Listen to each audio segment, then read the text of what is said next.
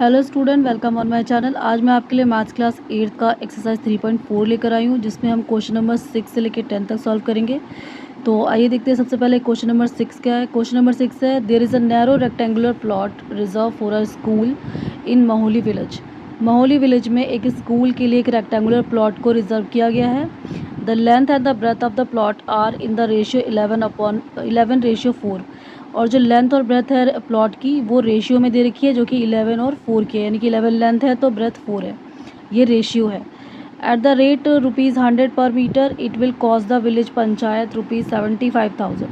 और ये जो प्लॉट है इसका रेट ₹100 पर मीटर के हिसाब से टोटल जो प्लॉट है उसका कॉस्ट जो है वो विलेज पंचायत को 75,000 का पड़ चुका है। फेंस द प्लॉट, ठीक है, ताकि फेंस को वो प्लॉट को फेंस करा सके, बाड़ा लगा सके। तो what is the dimension of the plot, तो प्लॉट का डायमेंशन क्या है, यानी कि उसकी लेंथ और ब्रेथ है कितनी टोटल, ये हमें निकाल के दिखानी है।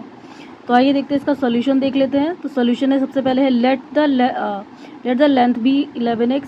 मान लेते हैं कि लेंथ जो है वो 11x है। 11x क्यों लिया है हमने, क्योंकि यहाँ पे जो उसका रेशियो है वो 11 है, इसीलिए हमने यहाँ पे लेंथ को 11x ले लिया है। उसके बाद आता है ब्रेथ, तो let the breadth be 4x, क्योंकि ब्रेथ का जो रेशियो है वो 4 है, तो यहाँ पे हमने इसका ब्रेथ का जो रेशियो है वो 4x ले लिया है। अब आती है, क्योंकि ये रेक्टेंगुलर शेप का प्लॉट है, तो रेक्टेंगल का जो पेरीमीटर है उसका फॉर्मूला लिख लेते हैं। पेरीमीटर रेक्टेंगल का फॉर्मूला होता है 2 × L+B।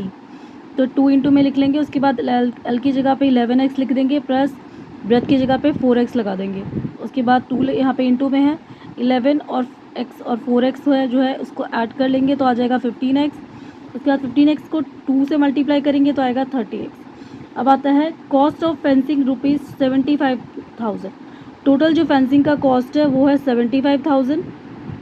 तो हमारा जो कॉस्ट है वो हमारा जो प्लॉट का जो पेरीमीटर है वो है 30x। तो ₹100 के हिसाब से उससे फेंस कराने के बाद टोटल कॉस्ट जो है वो 75,000 आ रहा है, यानी कि 1 मीटर का जो फेंस है उसको कॉस्ट कराने का खर्चा 75,000 आ रहा है टोटल, ठीक है।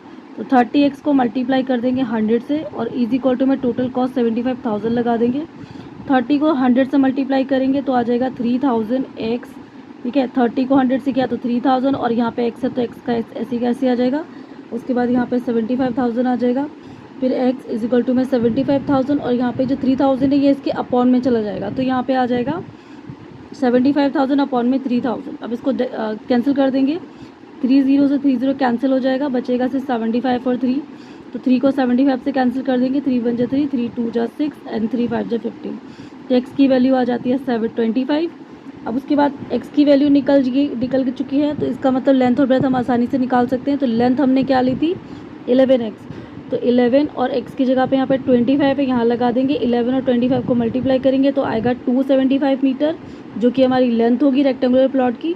एंड देन ब्रेथ आता है, ब्रेथ है 4x, तो 4 और x की जगह 25 लगा देंगे। 4 को 25 से मल्टीप्लाई कर देंगे तो आ जाएगा 100 मीटर, जो कि हमने ब्रेथ ले रखी थी। तो इस तरीके से रेक्टेंगुलर प्लॉट का जो लेंथ है वो 275 मीटर निकल गया है और जो ब्रेथ है वो 100 मीटर निकल चुका है। अब चलते हैं इसके नेक्स्ट क्वेश्चन की तरफ। नेक्स्ट क्वेश्चन है question number 7। Hasan buy 2 kind of cloth material for school uniform. Hasan 2 type का क्लॉथ मटीरियल खरीदता है अपने स्कूल यूनिफॉर्म के लिए।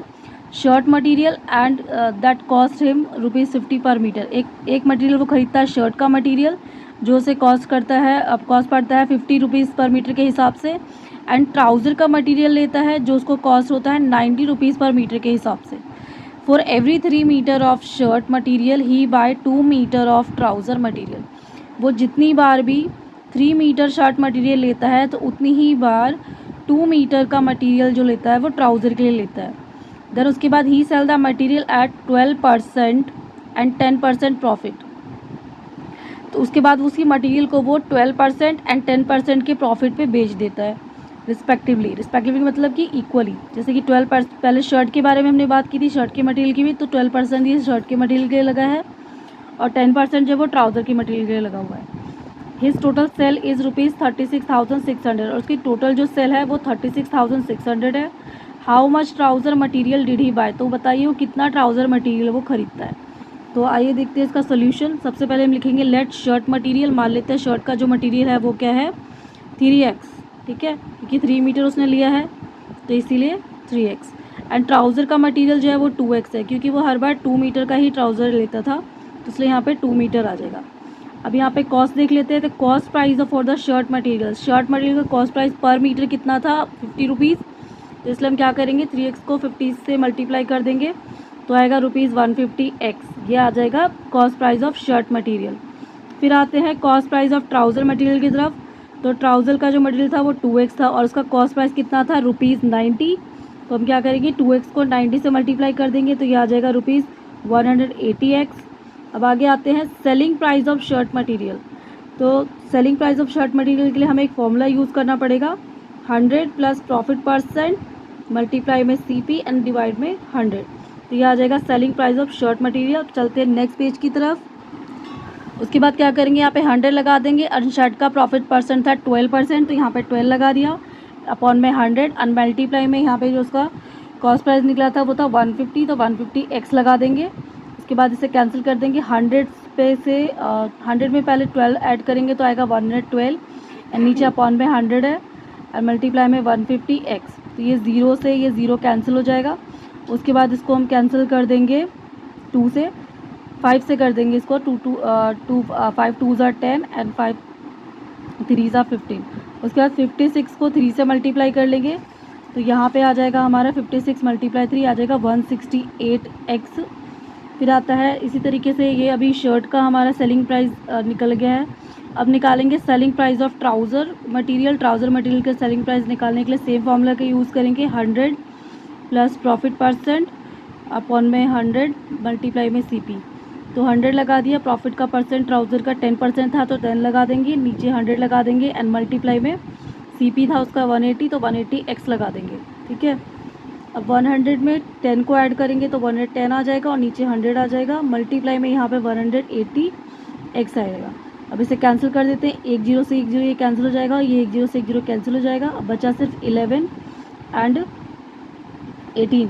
तो 11 और 18 को मल्टीप्लाई करेंगे तो यहाँ पे 198x आ जाएगा। अब अकॉर्डिंग टू क्वेश्चन कि टोटल शर्ट मटेरियल का कॉस्ट और टोटल ट्राउज़र मटेरियल का कॉस्ट दोनों को ऐड करने पे टोटल उसका जो सेलिंग प्राइस आ रहा है वो 36,600 आ रहा है। तो इसको हम लिख देंगे, selling price of shirt material and selling price of trouser material is equal to total price money आ जाएगी 36,600। उसके बाद 168x प्लस 190x को ऐड कर देंगे तो 366x आ जाएगा, इज इक्वल टू में 36,600 आएगा। फिर x को यहीं छोड़ देंगे, is equal to 36,600 and upon में 366 आ जाएगा। इसे कैंसिल कर देंगे, 366 को 366 से तो ऊपर 1 आ जाएगा और नीचे 2 0, तो यहाँ पे रुपीज़ आ जाएगा 100। ठीक है, तो यही हमारा आंसर हो जाएगा। फिर इसके बाद जो है ट्राउज़र का जो मटेरियल है इसको निकालने के लिए 2x से मल्टीप्लाई कर देंगे, तो 2 को 100 से मल्टीप्लाई करेंगे तो 200, तो ये आ जाएगा शर्ट मटेरियल का प्राइस आ जाएगा, शर्ट मटेरियल आ जाएगा 100 मीटर एंड ट्राउज़र का मटेरियल जो आ जाएगा वो 200 मीटर आ जाएगा। चलते हैं नेक्स्ट क्वेश्चन की तरफ। नेक्स्ट क्वेश्चन है हमारा, half of the herd of the deer are grazing in the field and 3/4 of the remaining are playing near by. यहाँ पे एक झुंड का हाफ, जो हिरणों का हाफ झुंड है वो ग्रेज कर रहा है फील्ड में, यानी कि खेतों में घास चर रहा है। एंड द उसी हिरन के ग्रुप का 3/4 पार्ट जो है वो नियर बाय खेल रहा है। ठीक है, and the rest are drinking water, और जो बचे हुए हैं वो पानी पी रहे हैं फ्रॉम द पॉन्ड, एक पॉन्ड से पानी पी रहे हैं। तो आपको बताना है find the number of the deer in the herd. तो उस झुंड में, हर्ड में कितने टोटल डियर हैं ये बताना है। तो let's take the number of the deer in the herd be is equal to x. मान लेते हैं कि हर्ड में टोटल नंबर ऑफ डियर जो है वो एक्स है। फिर आता है अब number of dear grazing in the field. मान लेते हैं कि जो फील्ड में जो, यानी कि जो खेतों में जो डियर चल रहे हैं उनकी संख्या कितनी है, हाफ बताई थी। तो टोटल हमने कितना लिया है, डियर का नंबर एक्स लिया है। अब एक्स का हाफ कर देंगे तो एक्स अपॉन में 2 हो जाएगा, जो कि number of grazing in the field हो जाएगा। अब आते हैं number of deer playing near by, और उधर बगल में खेलने वाले डियरों की जो आबादी है वो कितनी है, 3/4 है। किसकी, 1.5 की। तो हम क्या करेंगे, 3/4 को मल्टीप्लाई कर देंगे x अपॉन 2 से, तो यह आ जाएगा 3 को x से किया तो 3x एंड 4 को 2 से किया तो 8, तो 3x अपॉन में 8, ये number of deer playing near by आ जाएगा। अब नेक्स्ट आता है number of deer drinking water. पानी पीने वाले जो डियर है उनकी टोटल नंबर जो है वो है 9। तो इस तरीके से हमने अभी टोटल हर्ड को मान लिया x, grazing in the field को मान लिया x/2 and playing near by को मान लिया है 3x/8 and the number of deer drinking water, ये तो खुद ही क्वेश्चन में दिया हुआ है 9। अब निकाल लेते हैं टोटल डियर की संख्या। तो हम क्या करेंगे, सबसे पहले x/2 लिखेंगे प्लस 3/8x लिखेंगे प्लस 9 लिखेंगे और इज इक्वल टू में टोटल जो है, टोटल हमने कितने डियर्स को लिए नंबर लिया था, x लिया था, तो यहाँ पे x लिख देंगे। अब यहाँ पे ये जो 9 है इसको इधर ले आएंगे क्योंकि ये सिंगल नंबर वाला है, और बाकी x वाले जो है ना, जैसे इज इक्वल टू में यहाँ पे ये x है तो x लिख देंगे। उसके बाद ये x/2 प्लस का है तो इसको इक्वल के साइन के बाद इधर लेके आएंगे तो माइनस का x/2 हो जाएगा एंड प्लस का 3/8x जो लिखा है ये प्लस का, इसको इधर लेके जाएंगे तो ये माइनस का 3x/8 आ जाएगा।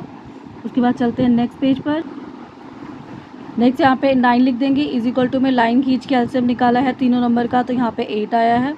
फिर 8 को नीचे वाले डेनोमिनेटर से डिवाइड किया है तो 8 आया, उसको मल्टीप्लाई करेंगे x से। ऐसे 8 को नीचे वाले डेनोमिनेटर से यानी कि 2 से डिवाइड किया है तो 4 आया, 4 को मल्टीप्लाई करेंगे x से। फिर इसी तरीके से यहाँ पे भी 8 को नीचे वाले डेनोमिनेटर से मल्टीप्लाई किया है तो 1 आया, 1 को मल्टीप्लाई करेंगे ऊपर वाले 3x से। अब इसको सॉल्व कर लेते हैं। 9 इज इक्वल टू में यहाँ पे 8 को x से मल्टीप्लाई किया तो 8x, 4 को मल्टीप्लाई किया x से तो माइनस का 4x, और 3x को मल्टीप्लाई किया है 1 से तो आ जाएगा 3x। अब नीचे अपॉन में 8 लिख लेंगे। फिर ये जो नीचे का जो 8 है ना डिवाइड में, ये इधर जाएगा तो 9 के साथ मल्टीप्लाई हो जाएगा, तो 9 × 8 इज इक्वल टू में 8x, और यहाँ पे ये माइनस का 4x है, ये माइनस का 3x है, दो माइनस माइनस प्लस हो जाएंगे तो 4x में 3x जुड़ेगा तो माइनस का 7x आएगा, क्योंकि बड़े नंबर के साथ माइनस है इसलिए यहाँ पे माइनस का 7x। फिर 9 को 8 से मल्टीप्लाई कर लो तो 9 8 72 आ जाएगा, इज इक्वल टू में 8x में से 7x चला गया तो आ जाएगा x। तो यहाँ पे x इज इक्वल टू में 72 आता है, जो कि x को हमने टोटल डियर का नंबर माना था कि हर्ड में टोटल कितने डियर हैं, तो आएगा 72। तो the number of the deer in the herd is 72। इस तरीके से हमारा क्वेश्चन नंबर 8 कंप्लीट होता है। चलते हैं क्वेश्चन नंबर 9 और 10 की तरफ। क्वेश्चन नंबर 9 है मैथ्स क्लास 8 का एक्सरसाइज 3.4 का क्वेश्चन नंबर 9 है। A grandfather is 10 times older than his granddaughter. एक ग्रैंडफादर है जिसकी एज अपनी ग्रैंड डॉटर की एज से 10 टाइम्स ज़्यादा बड़ी है, यानी कि 10 गुना ज़्यादा बड़ी है। He is also 54 years older than her, और वो अपनी ग्रैंड डॉटर से 54 साल बड़ा भी है। तो फाइंड देयर प्रेजेंट एज, तो बताओ दोनों की अभी प्रेजेंट एज कितनी है। तो आइए देखते हैं इसका solution. Let take the present age of granddaughter. सबसे पहले मान लेते हैं कि ग्रैंड डॉटर की प्रेजेंट एज है x। अब ले लेते हैं let's the present age of the grandfather.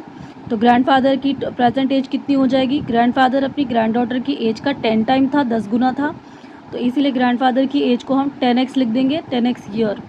अब according to question the grand age of grandfather x की 10 गुना, मतलब कि x से वो x यानी कि कौन, ग्रैंड डॉटर की एज। तो ग्रैंड डॉटर की एज से वो 54 साल बड़ा भी है। इसमें दो बातें हैं, दो तरीके से इसमें बताया गया है। एक तो ग्रैंडफादर अपनी ग्रैंड डॉटर से 10 टाइम्स ज़्यादा यानी कि 10 गुना ज़्यादा बड़ा है। साथ के साथ ये भी बताया गया है दूसरी बात कि ग्रैंडफादर अपनी ग्रैंड डॉटर से 54 ईयर्स ओल्डर है, मतलब कि अपनी ग्रैंड डॉटर से 54 साल बड़ा है। तो इसीलिए तो ग्रैंडफादर की एज कितनी हो जाएगी, ग्रैंड डॉटर की एज में अगर हम 54 ईयर्स जोड़ दें तो ग्रैंडफादर की एज आ जाएगी, इसलिए एक्स में प्लस कर देंगे 54 ईयर्स। अब क्वेश्चन के अकॉर्डिंग लिख लेते हैं। यहाँ पे ग्रैंडफादर की एज है 10x और is equal to x plus 54, ये दोनों ग्रैंडफादर की ही एज है। वो यहाँ पे ग्रैंड डॉटर की एज है x, उसमें प्लस किया 54। अब आते हैं इसको सॉल्व करने की तरफ। तो 10x है, अब ये वाला जो x है इसको इधर लेके आएंगे तो ये माइनस का x हो जाएगा, इज इक्वल टू में यहाँ पे 54 लिख देंगे। 10x में से 1x माइनस किया तो बचा 9x इज इक्वल टू में 54। x को यहीं छोड़ देंगे, इज इक्वल टू में 54, और ये जो 9 है ना ये इसके डिवाइड में आ जाएगा, तो 9 1 जा 9, 9 6 जा 54। तो x जिसको हमने ग्रैंड डॉटर की एज माना था वो आ गई 6 ईयर्स, यानी कि ग्रैंड डॉटर की जो एज है वो 6 ईयर्स है। तो present age of granddaughter को हम लिखेंगे 6 ईयर्स। अब आते हैं प्रेजेंट एज ऑफ ग्रैंडफादर की। तो ग्रैंडफादर की प्रेजेंट एज को हमने यहाँ पे 10x लिया था, तो 10x लिख देंगे और 10 को मल्टीप्लाई करेंगे x यानी कि 6 से, तो 10 × 6, 10 6 जा 60 ईयर्स, यानी कि ग्रैंडफादर की जो एज है वो 60 ईयर्स है एंड ग्रैंड डॉटर की एज है वो 6 ईयर्स है। चलते हैं नेक्स्ट क्वेश्चन, नहीं question number last question number 10 की तरफ। क्वेश्चन नंबर 10 है Aman's age is 3 times his son age. Aman की एज अपने सन की एज की 3 टाइम्स है। 10 years ago he was 5 times his सन। 10 साल पहले वो अपने सन की एज का 5 टाइम था। 5 टाइम यानी कि 5 गुना था। तो फाइंड देयर प्रेजेंट एज, तो बताइए उनकी प्रेजेंट एज कितनी है। तो सबसे पहले सॉल्यूशन निकाल लेते हैं। Let the present age of the Aman son. Aman के मान लेते हैं कि अमन के जो सन है, अमन का जो सन है उसकी एज है x years old। Then the present age of Aman, फिर तो अमन की प्रेजेंट एज कितनी हो जाएगी, वो हो जाएगी 3x years। क्यों हो जाएगी, क्योंकि वो अपने सन से 3 टाइम्स ज़्यादा बड़ा है। अमन सन एज 10 years एज, ठीक है। अब 10 साल के बाद अमन सन एज 10 years ago, मतलब कि 10 साल पहले अमन के बेटे की एज कितनी थी, तो अभी उसके बेटे की एज 10 years है। 10 साल पहले प्रेजेंट की एज पास की एज निकालनी है, इसीलिए एक्स में से माइनस कर देंगे 10 years की। तो अमन की जो सन की एज है 10 years ago, वो है x माइनस 10 years। फिर अमन एज 10 years ago, फिर अमन की एज 10 साल पहले कितनी थी, तो अभी अमन की एज 3x है। 10 years ago यानी कि 10 साल पहले, 3x में से माइनस करोगे 10, तो 3x माइनस 10 years हो जाएगी 10 साल पहले की एज। अब अकॉर्डिंग टू क्वेश्चन लिख लेते हैं। अमन की एज 3x माइनस का 10 इज इक्वल टू 5 टाइम है, यानी कि 5 गुनी है अपने बेटे की 10 साल पहले की एज, यानी कि x माइनस 10 के।